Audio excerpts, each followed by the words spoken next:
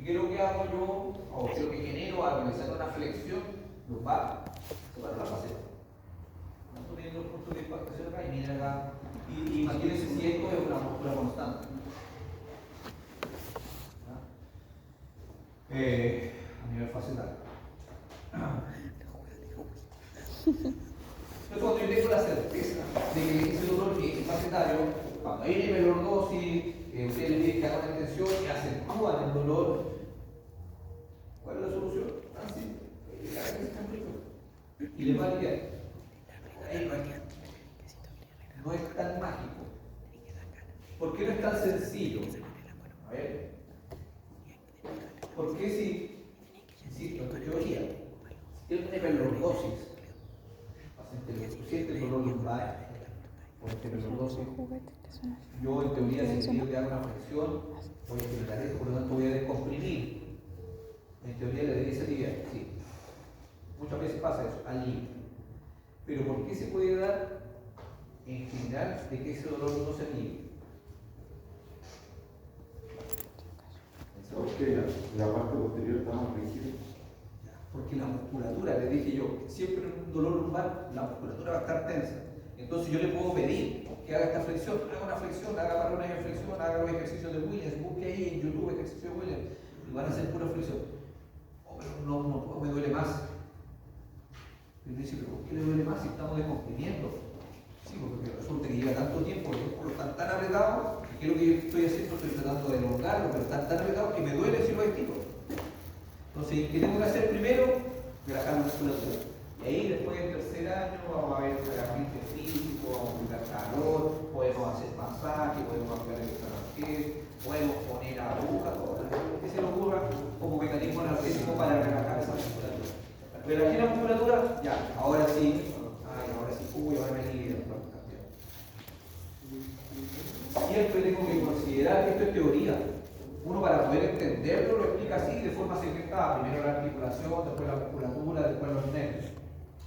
Pero todo esto va de la mano. Siempre. No, que el doctor dijo que tiene una fractura. Sí, pero por ahí están pasando nervios también. Está el músculo, están los tendones. Les aseguro, tomen una ecografía en el tendón, lo más probable que también haya un daño tendinoso. Y una fractura que tiene que ver el tendón.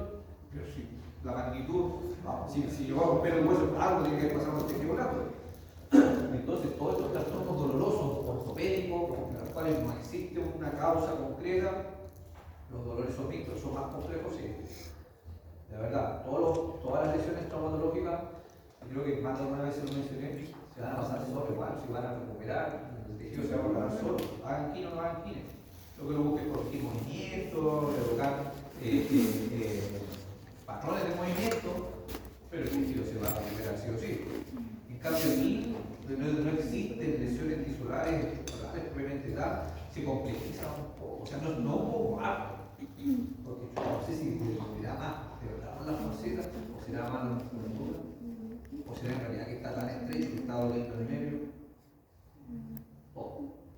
Algunos más que otros, todo. Entonces, tengo que preocuparme de relajar la musculatura, tengo que preocuparme a nivel de la artrokinemático, tengo que preocuparme de qué es lo que está pasando con esas raíces nerviosas. Ahora, si no le duele, mejor. Lo vamos a reeducar al tiro, ya corregir esos patrones. Musculatura potencialmente alterada. Debilidad de los flexores de cadera y los efectores espinales.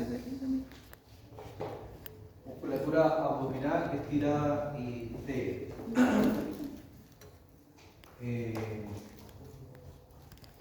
Creo que se lo mencioné alguna vez, decía esta asociación básica que hay de lesiones de rodilla, tienes que fortalecer el cuádriceps. Teniendo el cuádriceps se te va a pasar el dolor, pero se te va a mejorar. Dolores lumbares, tienes que fortalecer los abdominales. La musculatura abdominal, dolores lumbares. Lesiones de hombro, nada que fortalecer y estabilizar los intercapulares, nada que corregir ahí perdiendo los cabos de brazo. En parte, sí, ahí tienes razón, no podemos generalizarlo tanto. Pero sí es cierto de que en trastornos lumbares nos vamos a encontrar con musculatura abdominal débil. ¿ya? Por ahí vamos a ver la importancia que tiene el trapeo abdominal, ¿ya? Como estabilizador lumbar. ¿Qué es lo que pasa con la cadera? No olvidemos que hemos hablado solamente de la lumbar. Hemos hablado solamente del segmento de columna lumbar. Ahí en el lordosis. Pensando que este L1, L2, L3, L4, L5. Sí, porque es que sigue acá abajo. Ya, el sacro ilíaco. Por lo tanto, inevitablemente, cuando hay lesiones o dolores o trastornos a nivel lumbar, la pelvis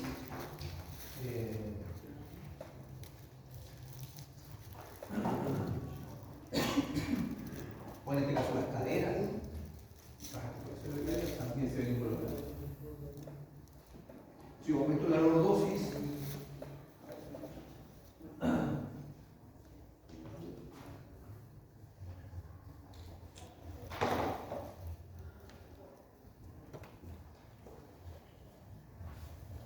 si hay un aumento de la lordosis lumbar, obviamente esto se va a ver compensado con una anteversión pélvica o una retroversión pélvica. ¿Sabes la diferencia entre anteversión y retroversión pélvica? Vaya lo teórico. Así, esto yo lo hacía antes en el plan antiguo, había una asignatura que se llamaba gimnasia médica. En el laboratorio yo les decía en diferentes posiciones, en supino, en crono, sentado, de pie, de rodillas. Yo les hacía el ejercicio para poder también trabajar la percepción. Hagan una anteversión pélvica. Así donde están ustedes ahora sentados. Hagan una anteversión pélvica. Ustedes. Ahora hagan una retroversión pélvica. O una que tienen una disociación perfecta. Porque ¿qué es lo que hace un paciente rígido o adolorido? Habitualmente se mueve en bloque. Ustedes me imagino que son flexibles, muy jóvenes, sanos, saludables. Me imagino que son capaces, me imagino que fueron capaces de hacer una anteversión pélvica y una retroversión pélvica sin necesidad de compensar con la columna torácica y lumbar. Si yo les pido que hagan una anteversión pélvica, tienen que, en el lenguaje muy coloquial, tienen que sacar la cola o esconderla. Cuando hacen una anteversión. Sacar. Ya. ¿Cierto? Bien. Por lo menos lo que me respondieron está claro. Eso es lo correcto. Yo le pido que haga una anteversión, perdón, que aumente la lordosis o que haga una anteversión pélvica, etc. Por lo tanto, hay una relación directa porque no se puede ir a lumbar, mover por acá y la pelvis está fija. Si aumento la lordosis, la pelvis hace esto, hace una anteversión. Si estoy así, si aumento la lordosis, hago una anteversión pélvica, que por la salsa. Y si yo le pido una retroversión, o sea que corrija un poco, tiene que hacer una retroversión y esconder la pelvis. Por lo tanto, ¿eso qué significa? Que inevitablemente va de la mano. Porque podamos corregir a nivel lumbar con la posición o la estabilidad de la pelvis. Y la pelvis, ¿dónde se va a articular? En las caderas. Por lo tanto, cualquier tipo de trastorno a nivel lumbar se va a introducir en cadera y viceversa. Y es por eso que hay una debilidad en los flexores de cadera. Porque esa paciente con hiperlordosis lleva tanto tiempo en anteversión, los músculos flexores de cadera llevan tanto tiempo y están así, siempre distendidos, que después pierden la capacidad de contracción, pierden fuerza. Lo mismo pasa con los directores de columna. ¿Ya? La postura de Weyback es muy similar, pero aquí se asocia a la inclinación de la pelvis a un aumento de la cifosis torácica. Yo podría pensar que es común. Yo puedo andar con una hiperlordosis y estar con los ojos sentados. Entonces tengo que compensar y muchas veces se aumenta esta cifosis dorsal. Ahora, eso es lo que es una teoría. En realidad, a mí que me va a la respuesta correcta la evaluación. Fuente de dolor, el ligamento iliofemoral, el ligamento de anatomía 1. Empezar a recordar anatomía 1 para poder entender cuáles son las fuentes posibles de fuentes de dolor a nivel articular.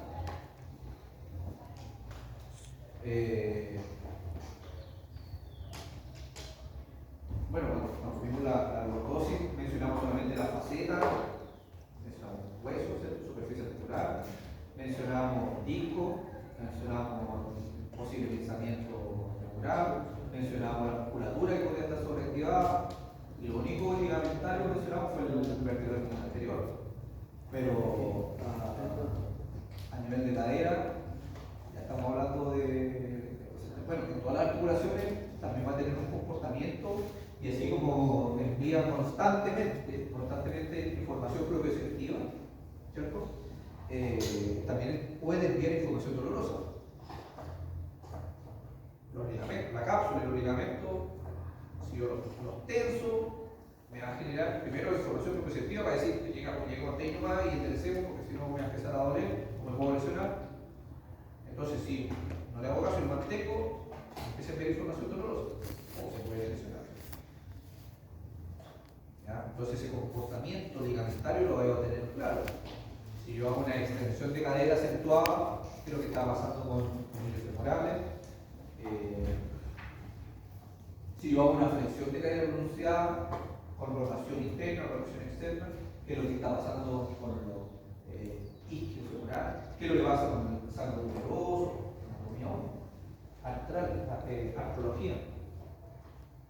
¿Qué le hizo la anatomía a usted? Los globos.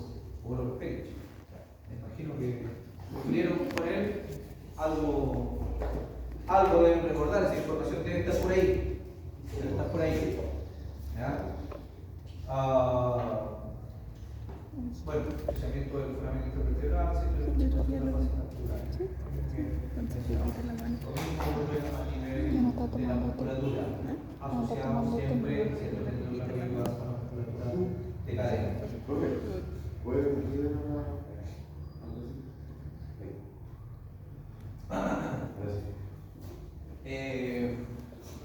Llegamos al hábito técnico. El hábito técnico es el que se asocia, es un concepto que asociado a.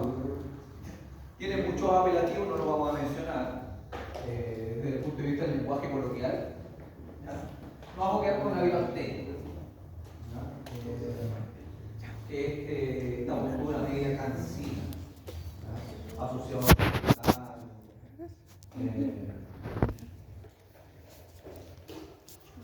no es ser prejuiciosos, la literatura lo describe así. ¿Ya? Entonces, no es que todas las personas de biotipo díptico, ¿se acuerdan de eso, no? O endomorfo, o mesomorfo. Todas las personas que tienden a esta estructura más delgada, es decir, que todas esas personas tengan hábitos técnicos. Es una generalización que se hace. En realidad, porque al ser muy delgados, puede suponer que no hay musculatura desarrollada, por tanto, la musculatura más débil puede generar este desmoronamiento y esta postura en la cansina. Menos muscular, muscular, y eso genera estas formas posturales que antiguamente se hablaba, ¿no? Que está en la nada del papel.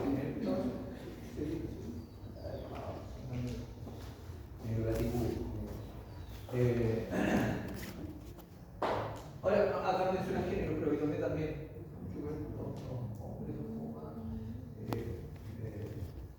todos los años me prohíbo hablar de géneros. Ahora no se puede, pero ¿sabes qué hace? La mayoría que tienen otra postura para corregir, así por un tema estético, un tema de enseñanza, no sé. ¿Ya?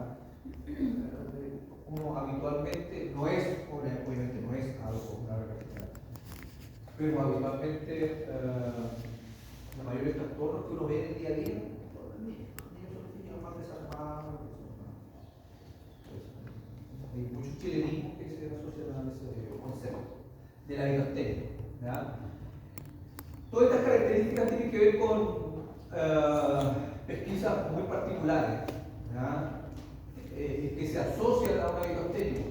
no quiere decir que todos tienen que planar. No, no es así.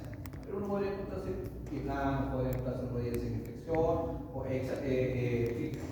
el otro extremo, o el recurvado, pelvis en anteversión, que asociado a la flexibilidad abdominal, un tórax plano, las escápulas aladas. Si se fijan, puros problemas asociados a falta de musculatura. Musculatura debilitada se empieza a desarmar todo. La musculatura tan débil que hasta la cabeza me empieza a por eso un hábito artémico. Asociado a mala postura, asociado derechamente al sedentarismo, a una condición física, muscular. Dando el tratamiento de la educación postural. Aunque suene poco. Y esta imagen la agregué en un momento porque me sirve para poder entender qué es lo que pasa con la musculatura en general. Nosotros hablamos, antes yo lo mencionaba también, una vez que se controló como asignatura y también hablamos de esto, que es lo básico, porque nosotros en anatomía entendemos que un músculo hace un movimiento determinado cuando se contrae y disminuye su longitud, el mismo movimiento en base a un fulcro o a una articulación. Los huesos de la estructura rígida y los ligamentos de los estabilizadores pasivos. Entonces eso lo llamamos musculatura en biología, los nombres de los músculos, dónde estaban y cuál es la función que ejercen. Y ojalá, cierto, la inervación.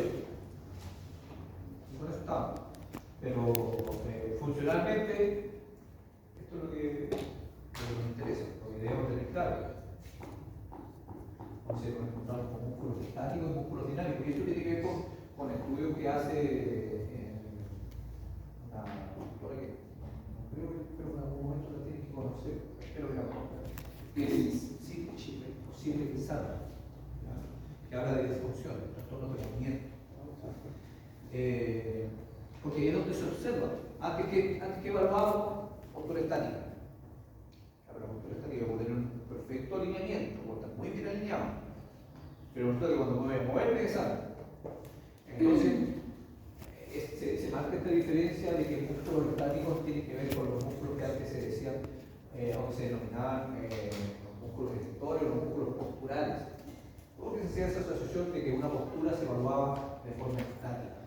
Pero debe entender que esos músculos posturales también siguen trabajando cuando yo me voy desplazando. Si bien es cierto, cuando yo me desplazo o cuando hago un movimiento, actúan los músculos dinámicos, pero los estáticos siguen actuando. Por eso es que estos son más fibrosos, la musculatura más corta, son más resistentes, porque son los que están todo el día luchando contra la gravedad. ¿Ya? Son poco fatigables, porque están todo el día luchando contra la gravedad, y son más aptos, o sea, permiten realizar mejor estiramiento, mientras que los músculos dinámicos, fibras musculares más largas, son de escala rápida, son poco resistentes, son los músculos de velocidad, los músculos de movilización, los músculos movilizadores.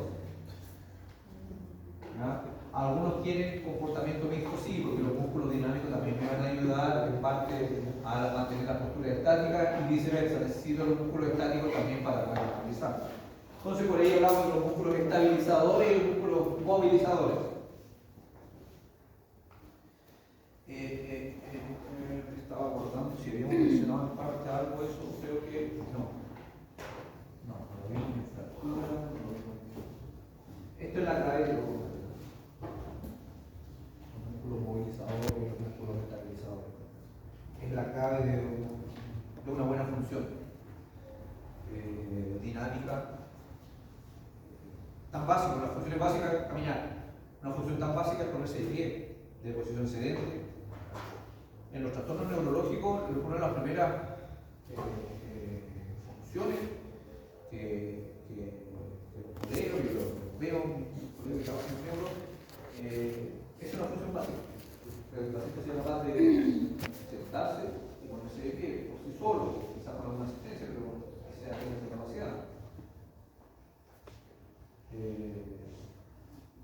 básico sentarse y ponerse de pie?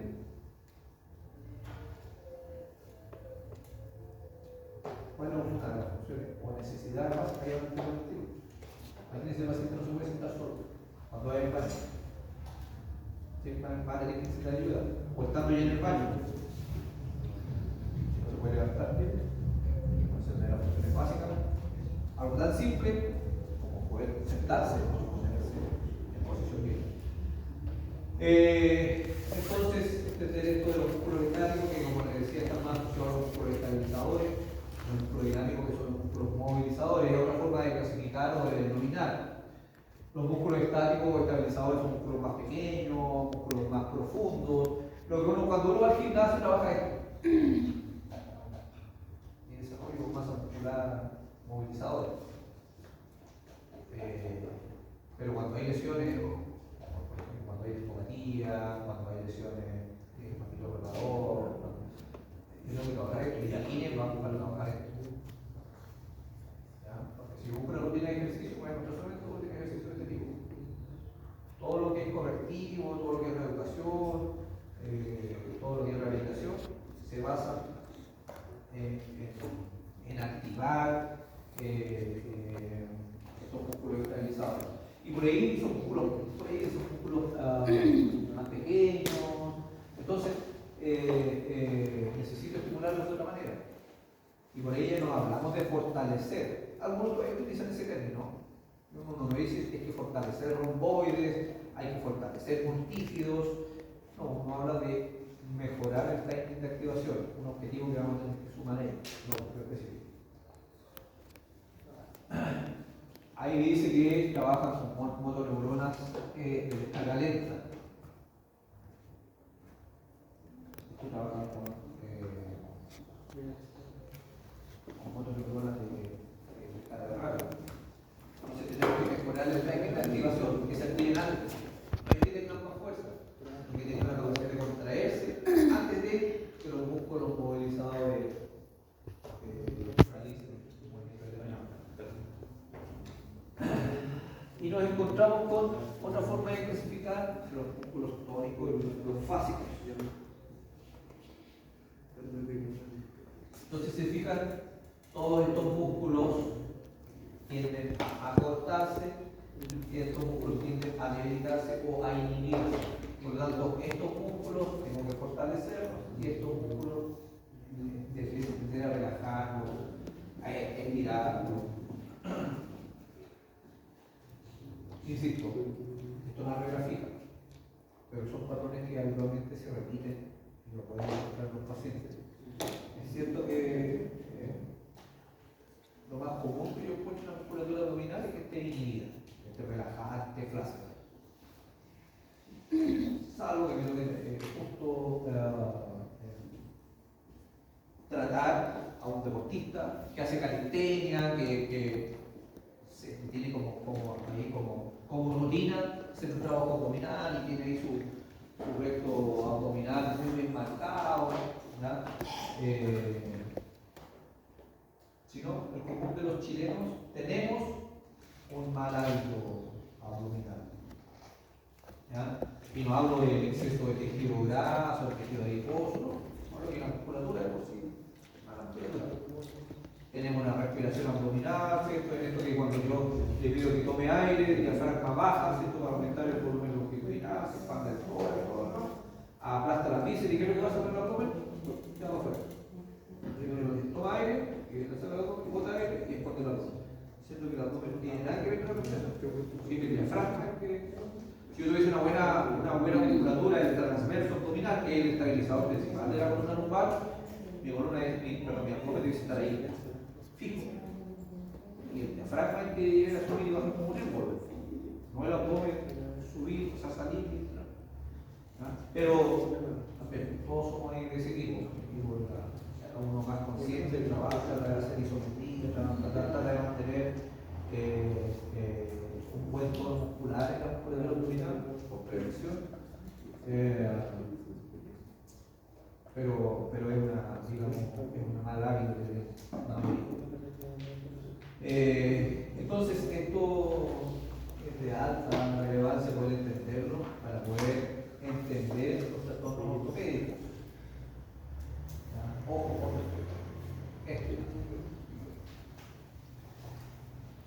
Entonces, en la columna, bueno, acá habla específicamente de la columna lumbar, pero en la columna en general, en el trastorno de columna, podemos encontrarnos con que existe un sistema muscular local. Esta es otra forma de clasificar, intentar los motivos, eso, el guía, por favor, la prueba en el frente no me lo pregunten. Creo que decía transverso, intraabdominal, transverso, músculo transverso abdominal. Músculo psoas, el oblicuo interno, oblicuo abdominal, ¿cierto? Y el sistema muscular global, el recto abdominal, el oblicuo externo. ¿No? Si se fijan, estos son los músculos, les decía yo, más superficial, los que se ven, los que estéticamente les gusta trabajar, para que en realidad, es decir, más importante que esto, son aquí. Por ahí en kinesiología deportiva, una asignatura de 4 años que hacemos, básicamente rehabilitación deportiva. Yo les muestro un video de los All Black. ¿Conoces los All Black? Cuando los rugbyistas. Es como hablar, bueno, antes me decía como hablar de la selección brasileña de fútbol, que ahora es un desastre, pero históricamente siempre son como los mejores, los All Black a nivel mundial. Y ellos, más allá de eso, no monstruos físicamente, aparte de hacer musculación, trabajar todo esto, que tiene un armatoste muscular tremendo, entonces nos muestran ahí haciendo grandes cargas de peso y hacen trabajo en voz o hacen trabajo en plancha de superficie inestable, porque también trabajan esto. Cierto que uno puede decir que son tipos que miden 2 metros, el más tipo mide unos 80, unos 90 y pesan 120 kilos de pura musculatura. Con esto es suficiente. Y les digo, yo no tengo esquina deportiva, pero digo, esto lo hace cualquiera, se va a un gimnasio y lo hace. Y tenemos que trabajar esto. Y les muestro que son deportistas de alto rendimiento, de altísimo rendimiento, a nivel mundial, se hace trabajo preventivo. Y bueno, en esa asignatura en realidad les muestro videos de todo, muestro a Djokovic haciendo trabajo de esto, muestro a todo. Más allá del trabajo propio, de lo que es más bonito, de lo que es más llamativo, de lo que es el trabajo de fuerza y levantemos una mancuerna de 40 kilos. Esto es muy importante para nosotros como kinesiólogos, ¿ya? Y como en boga, o sea, y como lo que se busca, no solamente en el deportivo, debe ser en general, pero más se observa en el plano deportivo, es la prevención. ¿Ya? Entonces, antes de que haga una discopatía o que se rompa ese, que genere una hernia en el núcleo pulposo, hago prevención. Tener unos buenos multífidos, buen transverso abdominal para evitar, ¿cierto? Posibles lesiones lumbares.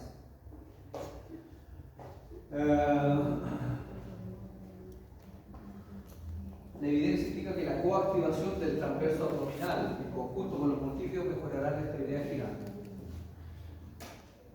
Eso está estudiado. Está estudiado con electromiografía,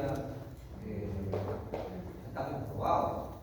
Cuando yo quiero hacer una abdominal, cuando yo quiero moverme, cuando yo quiero hacer una rotación de tronco, cuando yo quiero hacer una flexión, los primeros que deben activarse son los multífidos del transverso abdominal.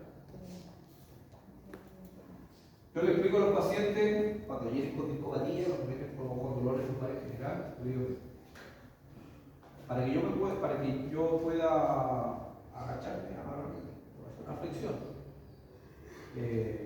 Son los músculos movilizadores los que van a impedir, porque a ver, si yo hago esto, ¿quién está trabajando? ¿Los flexores o los extensores? Si yo hago una flexión, ¿quién está trabajando?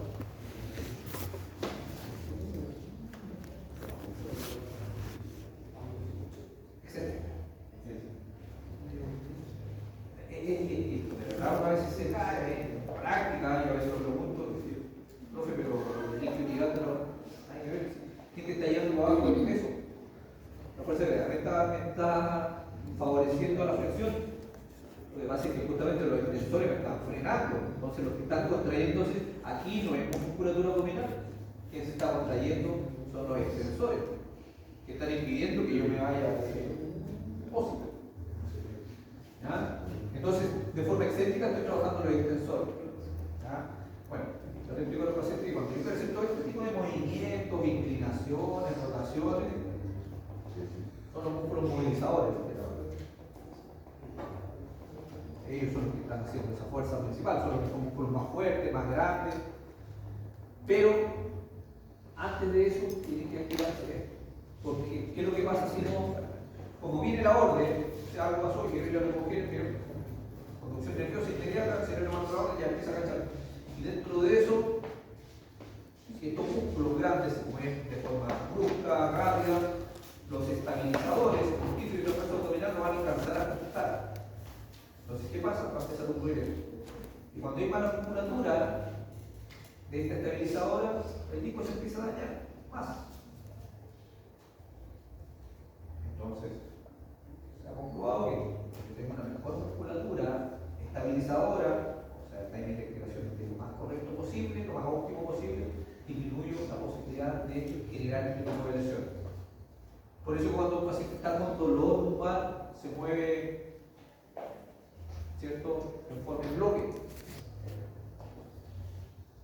Pídele que haga un movimiento. ¿Por qué? Porque estos están inhibidos. Tienen dolor de inmediato. Entonces, por tanto, dolor que no alcanzo ni siquiera a ajustar. Entonces, yo sé que hay un dolor que me da dolor. Y empiezo a moverme en bloque. Pido permiso. La pierna para mover porque si no me da dolor. Le digo, a ver, haga una evaluación. A ver, hace una rotación hacia derecha o hacia izquierda. No, ay, no. Para este lado, ahí me puedo poner un poquito más. Y aquí me duele, la uno. Me duele mucho. Para acá. Entonces, el síndrome muscular global depende 100% de la musculatura global. No sirve solamente trabajar, hacer como hace Cristiano Ronaldo, no sé cuánto hace, 1000 abdominales diarias. O sea, es espectacular, el tipo tiene casi 40 años, pero obviamente él, para llegar a ese nivel, va a estar practicando deporte de alta competencia porque esto debe tener más que trabajar. Esto es lo visible, esto es para la foto, para el video, para los aplausos. Estos son ejercicios más jóvenes, pero son evidentemente igual de necesarios que esto. La lordosis rectificada, todos los tres. Todos los tres, la lordosis es menos común, pero el comportamiento hay que analizarlo o entender que las estructuras van a ser las contrarias a un nivel lordosis. Significa que hay una retroversión.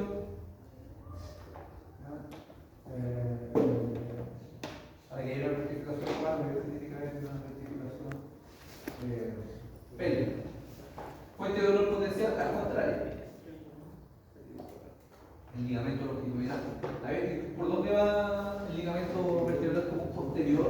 Ay, pero que no sea anterior. No digo que se acortó el vertebral anterior, por eso no quiero que conteste el posterior. ¿Qué se acuerda del posterior? Hola, ¿cómo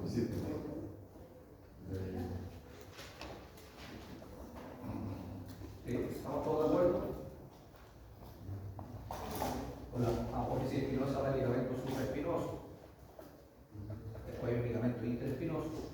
El ligamento vertebral común posterior va por las caras dorsales del cuerpo vertebral. Va por dentro del canal medular. Va por dentro del canal medular por las caras posteriores del cuerpo vertebral. El vertebral común anterior va por delante de las caras de los cuerpos vertebrales. El vertebral posterior va por dentro, por detrás de los cuerpos vertebrales, no de las espinosas. Pero andamos cerca.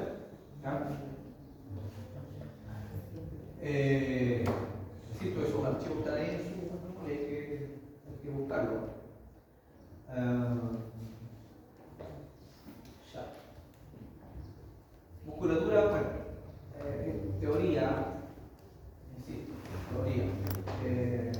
Estos son análisis biomecánicos que se hacen, insisto, en teoría. Si bien es cierto no existe, yo siempre les menciono eso, no existe en regla fija, pero cualquier tipo de trastorno lumbar, trastorno doloroso, más allá si tiene una hiperlordosis o si tiene una rectificación, habitualmente no vamos a encontrar con que esa musculatura abdominal está inhibida. Hay un trastorno ahí, la biomecánica, entre el transverso abdominal y la musculatura abdominal en general. El transverso abdominal es el que hablamos de que es el principal porque es la faja su disposición y su inserción a nivel de las lupares es que cumple el rol de faja. Después arriba van los oblicuos y por acá por delante ya va el recto anterior, pero el recto totalmente cumple ese rol estabilizador. ¿Ya? Por lo tanto, claro, aquí habla más de que a nivel de tronco y de expresores de cadera, pero también la musculatura abdominal que se asocia más a la hiperlordosis, pero que también se encuentra alterada. ¿Ya? La espalda redondeada, la cifosis, el aumento de la cifosis, también tiene que ver con un poco con esta debilidad muscular. Asociada a las escápulas, se asocia muchas veces, no es lo mismo, son conceptos distintos. A las escápulas aladas, por eso los hombros se anticuetizan. Les comentaba yo que cuando hicimos estos talleres hacíamos allá en la Universidad del Santito, que era muy característico en las niñas, no sé, 10 o 11 años, ustedes saben que ya con la menarquia empieza con su desarrollo, entonces obviamente por un tema de pudor, cuando son todavía niñas, ¿cierto? Una cosa es un desarrollo físico, otra cosa es la madurez, entonces hay temas de pudor, entonces hay muchas niñas que hacen esto. Cuando empiezan a desarrollar, doblando la mamá y que hacen los hombros hacia adelante y adoptan esa postura y es un patrón más o menos establecido. Claro, después obviamente dentro de que va también madurando, que es algo natural, pero muchas niñas se acentúa eso o se perpetúa eso. ¿Ya? Y cuando son comunes y uno a veces evalúa sobre todo las de ellas en mujeres mayores, adultas, ¿ya? Y son muchos factores los que influyen, el tema de la personalidad. Las personas más introvertidas, obviamente mayor, más vergüenza les da, y sobre todo cuando son más desarrolladas en ese aspecto. Y es un patrón que también se repite mucho. Algunos la relacionan a un tema de peso, ¿ya? En figura física, también. No son demasiado desarrollados, con peso, así que adopten esta postura. Que se vayan finalmente adoptando esta postura. ¿Ya? Hay algunos que también por vergüenza, dicen, no, aquí siempre que de niña, siempre grande, entonces mi hombro, yo como que he tratado de ocultarlo. Y eso se perpetúa. ¿Ya? Pero bueno, eso le digo que hay muchos factores, emocional, de personalidad, también el entorno familiar, cómo se lleva a cabo esto. Pero son situaciones reales. ¿Ya? Y que los kinesiólogos somos los que tenemos que tratar de corregir.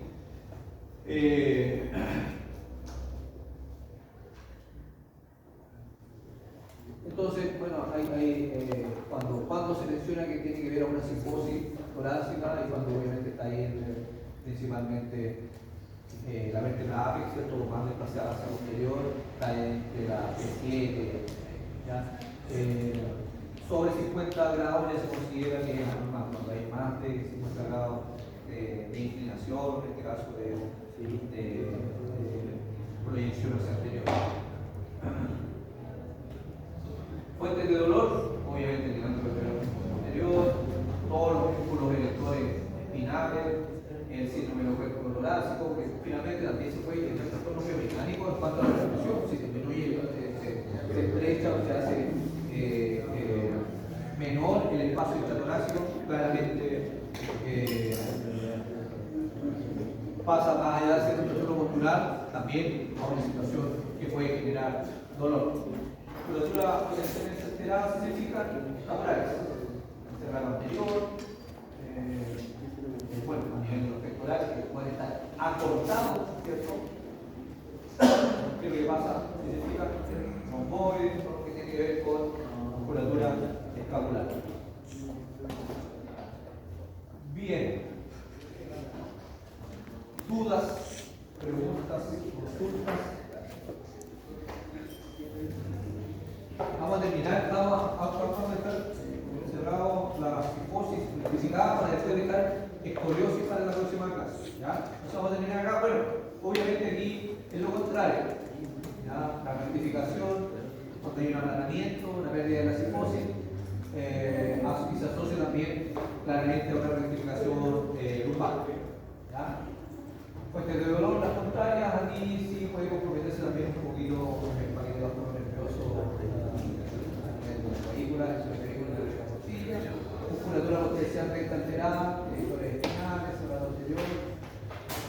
se fijan, siempre asociado a musculatura básicamente escapular. ¿Ya?